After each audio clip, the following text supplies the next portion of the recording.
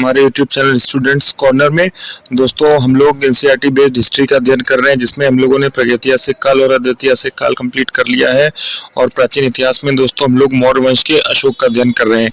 इससे पहले की क्लास में हम लोगों ने मौर्य वंश का जीवन परिचय देखा था। दोस्तों यह क्लास मौर्य वंश के शिलालेखों से प्रारंभ होगी। दोस्तों मौर्य वंश के शिलालेख हम लोगों ने इससे पहले की क्लास में देखे थे। मौर्य वंश के स्तंभलेख से क्लास दोस्तों आज की ये प्रारंभ होगी।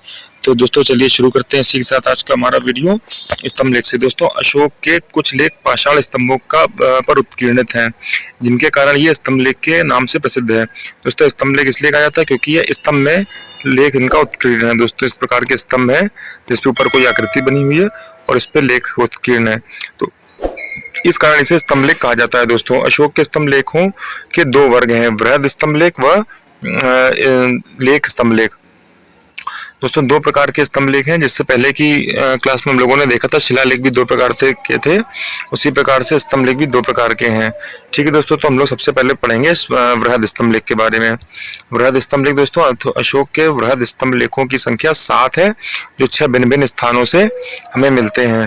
ठीक है दोस्तों, टोपरा से प्राप्त स्तंभलेख पर अशोक के 7 स्तंभलेख उत्कीर्ण है। स्तंभलेख से दोस्तों तात्पर्य कि हमें 7 लाइनें लिखी हुई प्राप्त हुई हैं 6 अलग अलग स्थानों से। ठीक है दोस्तों, तो इस प्रकार से हमें ये प्राप्त हुआ है। ठीक है, और जो टोपरा का स्तंभलेख है उस पर अशोक के 7 स्तंभलेख उत्कीर्ण हैं, जबकि सभी शेष पर 6 स्तंभलेख उत्कीर्ण है। जो टोपरा का अभिलेख है उस पर इस प्रकार से 7 लाइनें उत्कीर्ण है, परंतु बाकी स्थान पर जो हमें स्तंभलेख मिले हैं उसमें केवल 6 ही लाइनें उत्कीर्ण है। यह बेसिकली अंतर है सभी स्तंभलेख और टोपरा के स्तंभलेख में। ठीक है, ये सभी अशोक के शिलालेखों के परिशिष्ट है, मतलब शिलालेखों से ये भिन्न है दोस्तों, जिन्हें रॉक एडिक्ट कहते हैं, जिसका हम लोगों ने पहले अध्ययन किया था, उससे ये भिन्न है दोस्तों। वृहद स्तंभलेख इनकी विषय वस्तु हमें इसका अध्ययन करना है दोस्तों, कि हमें स्तंभलेख का नाम क्या है और उनकी विषय वस्तु क्या रही है। दोस्तों ये पहला जो स्तंभलेख है वो मेरठ स्तंभलेख है। दोस्तों यह स्तंभलेख पहले मेरठ में था, तब बाद में फिरोज शाह तुगलक द्वारा दिल्ली लाया गया। दोस्तों कालांतर में फारुखसियार के शासनकाल में बारूद खाने में विस्फोट हो जाने के कारण यह स्तंभलेख खंडित भी हो गया, और इसके बाद में 1867 ईस्वी में इसे पुनर्स्थापित किया गया। दोस्तों इस प्रकार से ये बहुत महत्वपूर्ण स्तंभलेख है मेरठ स्तंभलेख। दोस्तों ये 6 के 6 बहुत महत्वपूर्ण है, लेकिन मेरठ स्तंभलेख भी महत्वपूर्ण है क्योंकि इसे दिल्ली ले जाया गया फिरोज शाह तुगलक द्वारा, और इसका जो था विस्फोट के कारण यह खंडित भी हो गया था। नेक्स्ट है दोस्तों टोपरा का अभिलेख, टोपरा स्तंभलेख। यह स्तंभलेख पहले टोपरा कला यानी एक गांव था टोपरा कला, यमुनानगर जिला में हरियाणा में, वहां पर था। बाद में से फिरोज शाह तुगलक द्वारा दिल्ली भी ले आया गया, तो इस प्रकार से इसे भी स्थानांतरित किया गया दोस्तों, टोपरा से दिल्ली, और ये दोनों ऊपर वाले दिल्ली में ही आज की डेट में स्थित है दोस्तों। नेक्स्ट है प्रयाग स्तंभलेख। जो प्रयाग स्तंभलेख है दोस्तों यह कौशाम्बी कोसम यानी इलाहाबाद उत्तर प्रदेश में था। बाद में अकबर द्वारा इसे इलाहाबाद किले में लाया गया। दोस्तों ये महत्वपूर्ण है क्योंकि अकबर के समय से इलाहाबाद किले में स्थानांतरित किया गया, इसलिए भी इसका महत्व बढ़ जाता है दोस्तों। अशोक द्वारा उत्कीर्ण यह स्तंभलेख कौशाम्बी के महामात्यों के नाम पर आदेश के रूप में स्थापित है। दोस्तों इसमें यह चेतावनी दी गई है कि यदि कोई भिक्षुड़ी संघ को भंग करने का प्रयास करेगा तो उसे श्वेत वस्त्र पहनकर संघ के बाहर निकाल दिया जाएगा। इस प्रकार की चेतावनी इसमें दी हुई है दोस्तों प्रयाग स्तंभलेख में। नेक्स्ट है दोस्तों लौरिया नंदनगढ़। यह भी बहुत महत्वपूर्ण स्तंभलेख है दोस्तों, लौरिया नंदनगढ़ स्तंभलेख। यह लौरिया नंदनगढ़ पश्चिम चंपारण जिला बिहार में स्थित है। इस स्तंभ पर मयूर का चित्र है, जो मौर्य वंश में मौर्य जनपद से संबंध स्थापित करता है। ठीक है दोस्तों, नेक्स्ट है लौरिया अरेराज स्तंभलेख। यह लौरिया अरेराज पश्चिम चंपारण बिहार में स्थित है। ये दोनों चंपारण बिहार में स्थित हैं दोस्तों। नेक्स्ट है रामपुरवा स्तंभलेख। यह 2 स्तंभलेख मिले हैं, और एक स्तंभलेख लेख प्रयुक्त है और दूसरा लेख विहीन है, यानी हमें 2 स्तंभ प्राप्त हुए हैं, जिसमें से एक पर लिखा हुआ है, दूसरा बिना लिखा हुआ हमें प्राप्त हुआ है। लेखयुक्त स्तंभ के शीर्ष पर सिंह की आकृति उत्कीर्ण थी, जो वर्तमान में राष्ट्रपति भवन में दिल्ली में रखी गई है। जो हमारा जो राष्ट्रीय चिन्ह है वह हमारा इसी लेख से, रामपुरवा स्तंभलेख से ही प्राप्त हुआ है, जो सिंह की आकृति जिसमें है। ठीक है दोस्तों, लेख विहीन स्तंभ में शीर्ष पर वृषभ की आकृति उत्कीर्ण की गई है। यह एकमात्र ऐसा स्तंभ है जिसके शीर्ष पर वृषभ बना हुआ है। इसके अलावा हमें कहीं भी ऐसा देखने को नहीं मिलता है कि किसी स्तंभ के शीर्ष पर वृषभ बना हुआ हो। ठीक है दोस्तों, तो इस प्रकार हम लोगों ने सभी वृहद स्तंभलेखों का अध्ययन किया दोस्तों। अब इसके बाद में नेक्स्ट है लघु स्तंभ लेख। अशोक के कुछ स्थानों पर केवल एक लेख लिखा हुआ प्राप्त होता है कुछ स्तंभों पर, यानी जो स्तंभ लेख 6 लिखे हुए थे या 7 लिखे हुए थे, कुछ कुछ स्तंभ हमें प्राप्त हुए जिसमें केवल एक लेख लिखा गया है, उसे लघु स्तंभ लेख कहा गया दोस्तों। अतः वृहद स्तंभ लेखों के क्रम में यह अगला रखा गया है और इसे लघु स्तंभ लेख कहते हैं, इसीलिए इसे लघु स्तंभ लेख कहते हैं दोस्तों। यह है कौन कौन, हमें यह देखना होगा। लघु स्तंभ लेख, उपनाम और उनकी विषय वस्तु। पहला है रुमिनदेही स्तंभ लेख, जो सबसे छोटा स्तंभ लेख है जिसका विषय आर्थिक था, इसलिए इसे आर्थिक अभिलेख भी कहा जाता है दोस्तों। इसके दो नाम है, रुमिनदेही स्तंभ अभिलेख या आर्थिक अभिलेख स्तंभ लेख, सॉरी। यह जो था स्मारक स्तंभ लेख भी इसे कहा जाता है दोस्तों। नेक्स्ट है, इसमें अशोक द्वारा रुमनदेही नेपाल की धर्म यात्रा पर जाने का विवरण दिया है। इससे पता चलता है कि बुद्ध का जन्म किस स्थल पर हुआ था। प्रसिद्ध उद्धरण लुम्बिनी ग्राम यानी कि बुद्ध की जन्मस्थली को बलि धर्म के रूप में लिया हुआ जाने वाला एक कर के रूप में मुक्त कर दिया गया, यानी कि जो बुद्ध की जन्मस्थली थी को बलि यानी कि धार्मिक भेंट के रूप में लिए जाने वाला एक कर हुआ करता था, उससे मुक्त कर दिया गया दोस्तों। और भाग भूमि से राज्य द्वारा वसूल किया जाने वाला अंश को घटाकर 1/6 कर दिया गया और उत्पादन का 1/8 कर दिया गया दोस्तों। इस प्रकार से दोनों करों में छूट दी गई और जो बलि कर था वह पूर्णतः स्वतंत्र कर दिया गया उससे इस क्षेत्र को। ठीक है दोस्तों, नेक्स्ट है निगलीवा या निगाली सागर स्तंभ लेख, जिसे रुमनदेही नेपाल में प्राप्त हुआ दोस्तों। यह स्मारक स्तंभ लेख इसे कहते हैं दोस्तों। अशोक ने यहाँ की यात्रा की और कनक मुनि जो बौद्ध थे के स्तूप का परिवर्तन भी कराया दोस्तों। इस प्रकार यह अभिलेख हमें जो कनक मुनि बौद्ध के स्तूप का परिवर्तन भी प्राप्त होता है के बारे में जानकारी दोस्तों। नेक्स्ट है दोस्तों सांची स्तंभ लेख, जो रायसेन मध्य प्रदेश से में प्राप्त हुई है दोस्तों, और इसमें संघवेद अभिलेख भी इसको कहते हैं। इसमें अशोक ने अपने महामात्यों की संघ भेद रोकने का जो आदेश था वह दिया है। इसके बाद में प्रसिद्ध जो उदाहरण है, जो कोई बिच्छुड़ी संघ को भंग करेगा वह श्वेत वस्त्र पहनकर अयोग्य स्थान पर रखा जाएगा। ठीक है, इस प्रकार का इसमें वर्णन दिया है दोस्तों। नेक्स्ट है सारनाथ का स्तंभ, जो वाराणसी उत्तर प्रदेश में स्थित है दोस्तों। यह संघ भेद अभिलेख इसे भी कहते हैं। इसमें अशोक ने अपने महामात्रों को संघ भेद रोकने का आदेश दिया है। इसमें से दोस्तों अधिकतर में संघ भेद रोकने का ही आदेश दिया है दोस्तों। नेक्स्ट बिंदु दोस्तों कौशाम्बी, अगला जो अभिलेख है वो है कौशाम्बी इलाहाबाद स्तंभ लेख। यह इलाहाबाद में प्राप्त हुआ है और इसे संघ भेद अभिलेख या सामग्री अभिलेख भी कहते हैं। इसमें अशोक की द्वितीय पत्नी कारुआ की जो तीवर की माता थी उसके बौद्ध संघ को प्रदत्त दान का उल्लेख है। इसे रानी का अभिलेख भी कहा जाता है दोस्तों। ठीक है दोस्तों, तो इसे कौशाम्बी अभिलेख को रानी का अभिलेख भी कहते हैं दोस्तों। नेक्स्ट बिंदु है दोस्तों गुहा लेख। जिस प्रकार से हम लोगों ने शिलालेख व स्तंभ लेख का अध्ययन किया, उसी प्रकार से दोस्तों पहाड़ों को काटकर एक प्रकार की गुफा बनाकर उसमें लेख लिखे जाते थे, जिससे हम लोग गुहा लेख की संज्ञा दे सकते हैं। दक्षिणी बिहार में गया जिले में स्थित बाबर नामक पहाड़ी काटकर गुफाओं की दीवारों पर अशोक ने लेख उत्कीर्ण कराए, जो इस प्रकार है। नए ग्रोध यानी सुरमाल गुहा, विश्व झोपड़ी गुफा व कर्ण चौपाड़ गुफा, यह तीनों हमें बाबर की पहाड़ियों में मिलते हैं।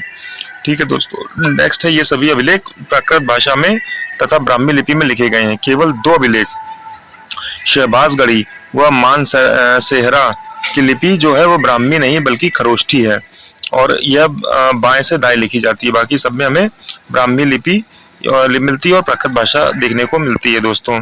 इसके बाद में नेक्स्ट है तक्षशिला में अरामेइक लिपि में लिखा गया एक भगनल अभिलेख।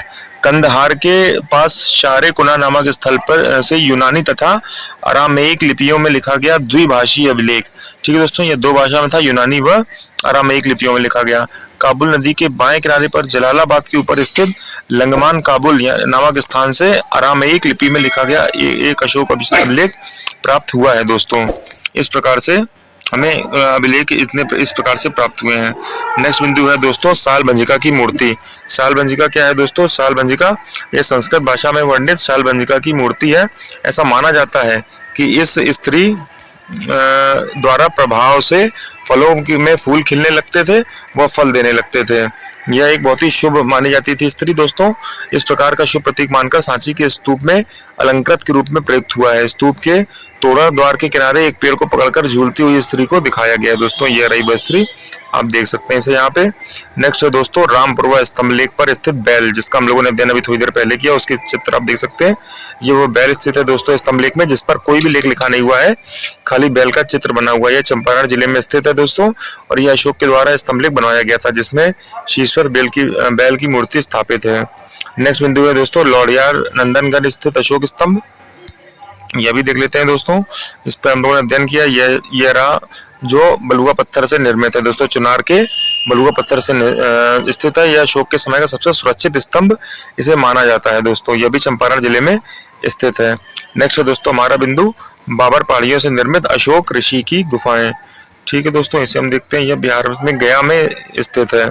यह जो बाबर की पहाड़ियां यह बिहार के गया में अवस्थित है, और यह पहाड़ियों को काटकर बनाई गई गुफा के लिए प्रसिद्ध है। अशोक व इसके पौत्र दशरथ ने बहुत सी गुफाएं बनवाकर बौद्ध धर्म के आजीवक संप्रदाय को दान में दी थी दोस्तों। उसी प्रकार से यह गुफा है बाबर की पहाड़ियां दोस्तों। इस प्रकार से इसका हम देख सकते हैं, यह पहाड़ी है दोस्तों, इस पहाड़ी को काटकर यह गुफा बनाई गई है। ठीक है दोस्तों, नेक्स्ट है हमारा कार्ले चैत्य गृह दोस्तों। यह महाराष्ट्र के पुणे जिले में बालघाट पहाड़ियों में अवस्थित है। बालघाट पहाड़ियां जब लोग दोस्तों पढ़ेंगे भारत में ज्योग्राफी, तब यहाँ देखेंगे कि बालघाट पहाड़ियां कहाँ पर स्थित है। बालघाट पहाड़ियों में अवस्थित है, और यह बौद्ध चैत्य व विहारों के लिए प्रसिद्ध है। इसमें ऊपर 4 सिंह विराजमान है। पश्चिमी भारत का सबसे लंबा व सुरक्षित गृह यह माना जाता है दोस्तों।